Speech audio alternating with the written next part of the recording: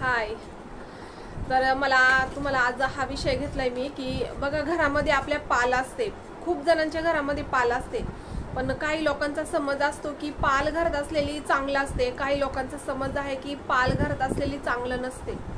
तर खरंच पाल घरात असलेली चांगली असते का, किंवा पाल घरात असलेली चांगलं नसते का? तर पाल घरात असलेली चांगलं असते. मला तर असंच वाटतं की पाल घरात असलेली चांगलं आहे, कारण पाल ही आपल्या घरातले किडे खाते. आणि बघा तुम्ही, पाल आपल्या घरातले किडे खाते. तर मला एक असा अनुभव आला की पावसाळ्याच्या दिवसांमध्ये बघा, गोमी घरामध्ये खूप निघतात. गोमी घरामध्ये निघतात. कितीही घर स्वच्छ ठेवलं, कितीही साफसुथरं असेल, कितीही चांगलं नीटनेटकं करून ठेवलं, तरी पण घरामध्ये गोमी हे कुठून ना कुठून येतातच. तर माझ्या घरामध्ये सुद्धा ना असे पाली वगैरे आहेत. मला पण आधी वाटायचं की यार, पाली या घरामध्ये, पाल घरात असलेली नकोय यार. पण नंतर माझा हा विचार बदलला. मग मलाही असं वाटायला लागलं की पाल घरात असलेली चांगलं असतं. पाल आपल्या घरातले एकतर किडे खाते.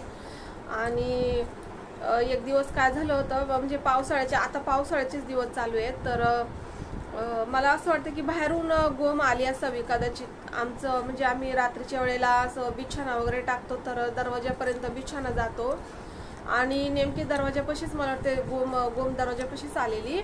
मला काही झोप लागत नव्हती त्या दिवशी. माझ्या प्रेमला बरं नव्हतं, त्याचा ताप वाढत होता. तर ताप वाढत होता त्याचा, तर मला झोप लागत नव्हती. काय मला असं वाटलं की आता तो झोपलेला आहे, झोपेमध्ये त्याला काय औषध पाजणार. त्यामुळे मी जागेच राहिले होते.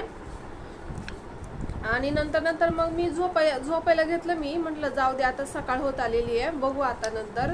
तशी मी मध्ये चेक करत राहीन. मग मी झोपायला घेतलं, आणि नंतर झालं असं की अचानक मला असा आवाज यायला लागला, एकदम असा चप चप चप चप असा आवाज यायला लागला.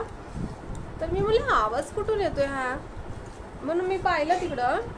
तर माझा तन्मय झोपलेला होता. तन्मयच्या उशापाशी मी पाहिलं की एक पाल होती, मोठी पाल होती.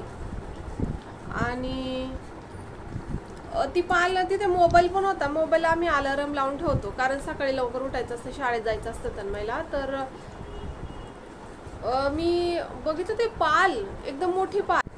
तर त्या पालीनी गोम पकडलेली होती. म्हणजे मला माहिती नव्हतं, अंधार होता, झिरो बल्ब चालू होता घरामध्ये. तर त्या पालीच्या, मला असं म्हणजे भुरकट उजेड असतोच घरामध्ये झिरो बल्ब वरती. तर मला ना ते असं मला वाटलं की त्या पालीची जीभ बाहेर आली आहे की काय. एकदम असं थोडंसं बाहेर दिसत होतं, जे जीभ बाहेर आल्यासारखं. म्हणलं काय पाल तर मला दिसली आहे, पण पालीची जीभ बाहेर आली आहे की काय, मला असं वाटलं. मग ते काय भानगड आहे. आणि पाल पण तिथून हलत नव्हती, जागेवरच होती पाल. मग मी उठले आणि लाईट लावली. लाईट लावल्यावरती मी बघते तर काय, अर्धी गोम तिच्या तोंडात होती आणि अर्धी गोम बाहेर होती. मी पाहिली, म्हटलं बाप रे, गोम आहे. आणि ती गोम पकडायलाच ती पाल तिथे आलेली. म्हणजे बघा, पाल घरात असलेली किती चांगली असते. ही गोष्ट खरी आहे की ती गोम पालीने पकडलेली. तर ती गोम पण, तिला एवढे पाय असतात गोमला, ती पण हालचाल करत असते ना, त्यामुळे त्या पालीला तिकडनं असं पळता आलं नाही लवकर, मला असं वाटतंय. पण ती गोम अर्धी पालीने गिळलेली. ती अशी जेव्हा झटापट चालू होती तिची, म्हणजे अशी हातपाय हलत होती, चप चप चप चप आवाज येत होता, तेव्हाच ती अर्धी गोम गिळलेली ना अर्धी बाहेरच होती. तेवढ्यात मग मी उठले, लाईट लावली, बघितलं. तर मी म्हणलं हे काय. तर मग ती पाल नंतर तिकडनं थोडी अशी पळत गेली दरवाजाच्या वरती. हा दरवाजा दिसतोय, हा दरवाजा आहे, दरवाजाच्या अर्धा दरवाजाच्या वरती पाल गेली आणि तिथे जाऊनच थांबली ती. तर मग मी म्हणलं बाबा लाईट बंद करू दे, उगाच ती गोम सोडून पळाली वगैरे तर ती गोम घरात परत गोदडीत शिरली तर भेटायची पण नाही. आणि एक तर घर एवढं छोटंच आहे, कुठल्या पसाऱ्यामध्ये जाऊन घुसली तर भेटणार सुद्धा नाही. तर मग मी परत लाईट बंद केली, आणि ती पाल जी होती दरवाजावर गोमला पकडलेली ती तशीच होती. मग मी झोपून घेतलं. म्हणलं नको आता हे पालीला छेडखानी करायला नको आहे. तिने पाल खातीये, आपलं ती गोम जे खातीये पाल, तर खाऊ दे. म्हणून तुम्हाला सांगते मी की पाल घरात असलेली चांगलं असतं.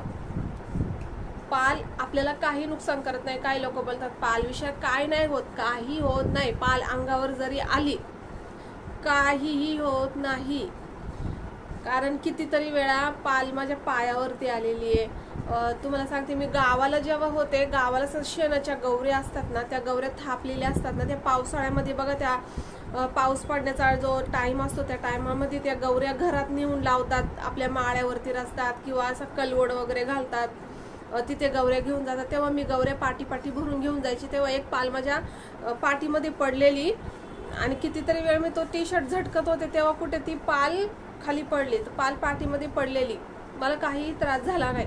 तिथल्या एका आजीने सांगितलं, फक्त बोलली जाऊन मारुतीच्या मंदिरात जाऊन पाया पडून ये, बस, काहीही होत नाही, आपल्याला काही त्रास होत नाही। उगाच लोकांनी अफवा केलेली असते पालीचा हा त्रास होतो, पालीचा काही होत नाही, पालीचा त्रास उलट पाल घालत असलेली चांगली असते। फक्त एवढंच आहे का ती भिंतीवर वगैरे चालते तर ती कधी कधी काय वेळेला एखादी पाल पडते खाली, आपण घाबरतो। आणि एवढं आहे की जेवण वगैरे आपल्याला बनवलेलं असलं तर व्यवस्थित झाकून ठेवायचं। जर आपल्या घरात पाली आहेत तर आपल्या घरातलं जेवण वगैरे व्यवस्थित झाकून ठेवायचं, म्हणजे काय टेन्शन नाही, कसली रिक्स नाही, काय नाही, पालीला घाबरायची गरज नाही, उलट पाल चांगली असते आपल्या घरात असलेली। मला हेच तुम्हाला सांगायचंय, काय टेन्शन वगैरे घ्यायचं नाही पाल घरात असल्यावरती। चला तर मग भेटूया पुढच्या व्हिडिओमध्ये, बाय।